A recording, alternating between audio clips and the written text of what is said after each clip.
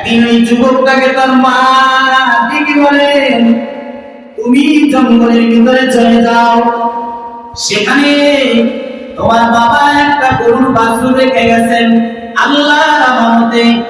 ওই জঙ্গলের কিনারায় গিয়া তুমি ডাক দিবে, আরে পয়গম্বর ইব্রাহিম, ও পয়গম্বর ইসমাঈলের প্রভু, আমার বাবা রেখে যাওয়া ওই কাবির বাছুরটা আমাকে ফেরত দেন।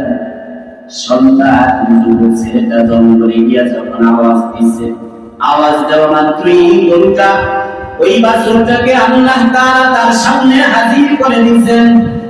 যুবকটা ওই বাছুরটার দিকে তাকায় দেখতেছে, সূর্য যেরকম দুনিয়াতে আলো দেয়, আলো যেরকম দুনিয়াতে আলো পড়ে, সূর্যের আলো যেরকম চতুর্দিকে ছড়িয়ে পড়ে, গরুটা এত সুন্দর